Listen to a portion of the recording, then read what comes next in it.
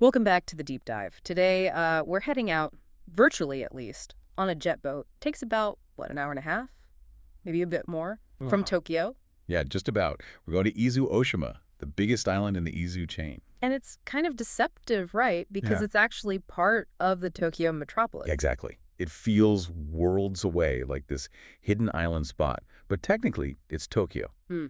And our sources, well, they make it clear that its whole identity, the culture, the history, even the shape of the land, it all comes down to one thing. And that's got to be the volcano, Mount Mihara. You got it. It's so central that the locals actually call it Gojinka. Ojinka, that means sacred fire, doesn't it? It does, a really fitting name because living with this active volcano shapes everything. So that's our mission for this deep dive.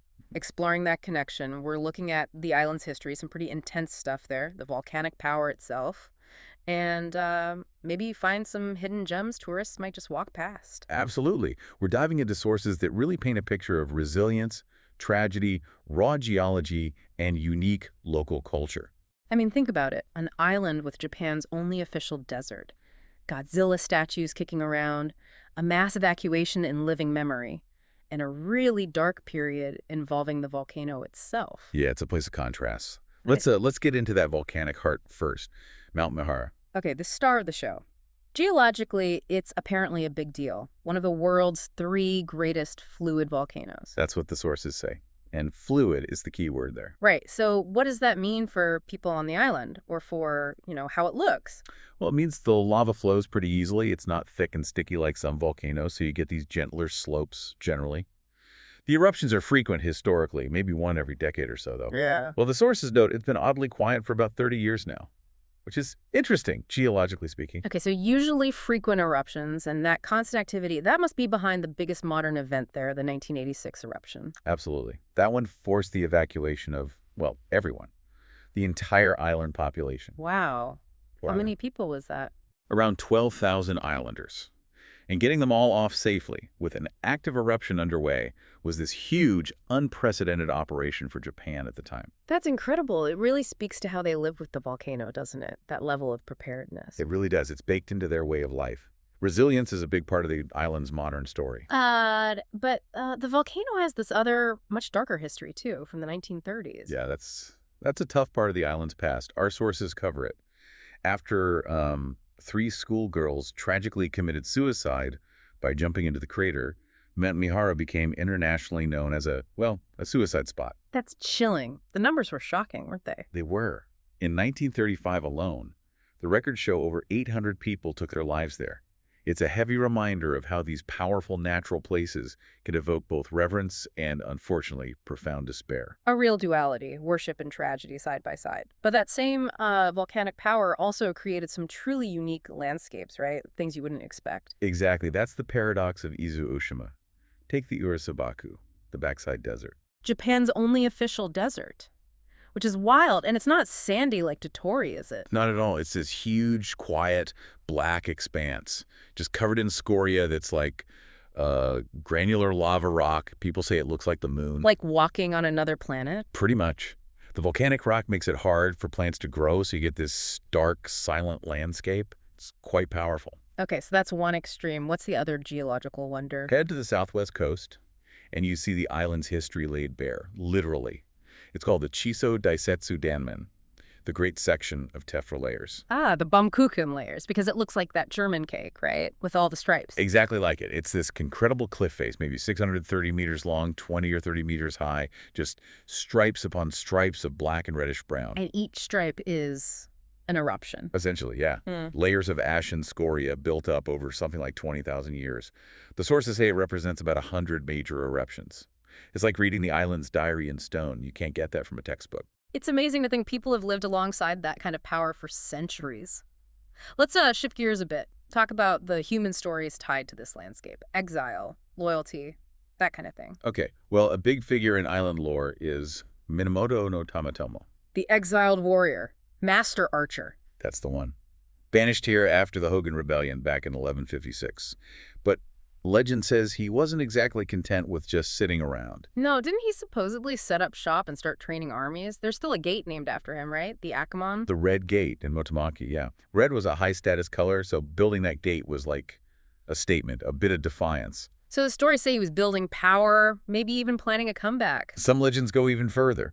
One claims he eventually escaped Izu Oshima altogether, sailed south, and, well, became the founder of the Ryukyu Kingdom, Okinawa. Wow, okay. That's quite a leap. So from defiant exile to kingdom founder. It's a legend, but it shows the kind of powerful, independent figures associated with the island's history.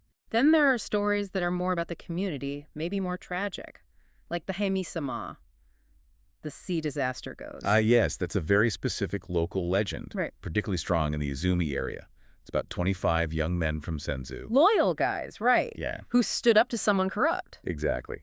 They defied a corrupt official, and the story goes they were tragically lost at sea because of it on January 24th in the old lunar calendar. And that tragedy became a tradition. A deeply ingrained one. Hmm. In that part of the island, people traditionally observe a day of abstinence on that date.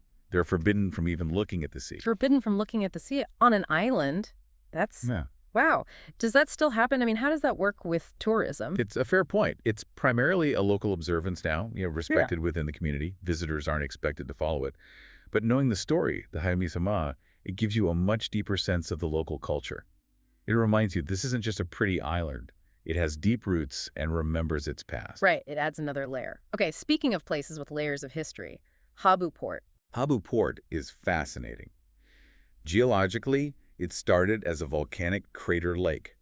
Then a tsunami breached the edge and connected it to the sea, creating this perfect little natural harbor. And it became famous later because of literature. Yes, through the Nobel Prize winner Kawabata Yasunari. His novella, The Dancing Girl of Izu, is set there, capturing the feel of it as this bustling, old-fashioned port town where people waited for ships. Does it still feel like that? Can you get a sense of the book there? You can, actually. The district still has a really nostalgic atmosphere. And there's even the Ura-Sabaku Museum. The Dancer's Hometown Museum. Yeah, it's in a building that used to be a traditional inn, a ryokan, back in the day. You can really step back and imagine the world Kawabata wrote about. That's cool. So you've got the deep history, the geology. Mhm. But what about hidden gems for someone visiting now? Local stuff, things to eat, places to stay? Oh, absolutely. You can't talk about Izu Oshima without talking about the food. Mhm. It's really unique because of that isolation in the local environment. Okay, hit me. What's first? Bekko sushi. Yeah, You have to try it. bekko. Well, like tortoiseshell, amber colored. Exactly. They take fresh white fish and marinate it in this special soy sauce mixed with chili. It gives it that amber color and a little bit of a spicy kick. Sounds good. Is it just about the taste? Well, originally, no. The sources point out it started as a preservation technique. On an island, making the catch last was crucial. So the marinade was practical before it was a delicacy. Resourcefulness. Right, necessity is the mother of invention, even in sushi. Okay, what else? I heard about some weird leaf. Shitaba, the tamaro's leaf. It's everywhere. Supposedly super resilient. You pick a leaf, another one grows back by tomorrow. Okay, sounds healthy. What do they do with it? Everything. Yeah. Tempura is common, but you also find it in, well, shitaba ice cream. Ice cream. Made from a bitter leaf.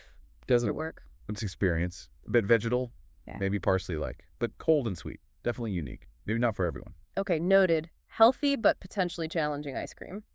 What about savory snacks? Well, down in Habu Port, there's a place called Tokyo Naten doing savory taiyaki. Usually there's sweet bean paste. Yeah, the fish-shaped. Right. But this place does one with ham and cheese.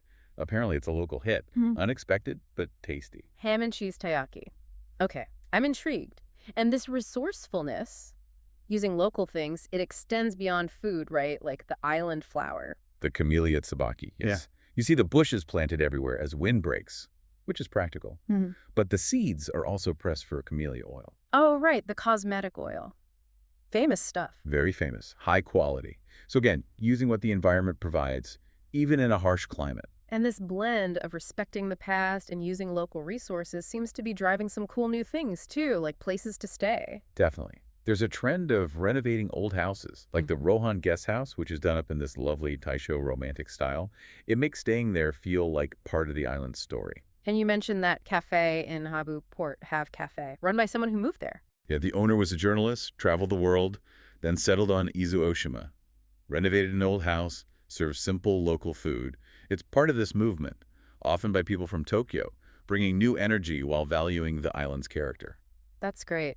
So after exploring, eating weird ice cream, and soaking up history, Where do you relax? For the ultimate wind down, you have to go to the Motomaki-hama hot spring. The outdoor one, right by the sea. That's the one. It's perfect for watching the sunset. You've got the ocean right there in front of you and Mount Mihara rising up behind you. Sort of brings everything together, the fire, the water, the view. Sounds amazing. Need a swimsuit though, right?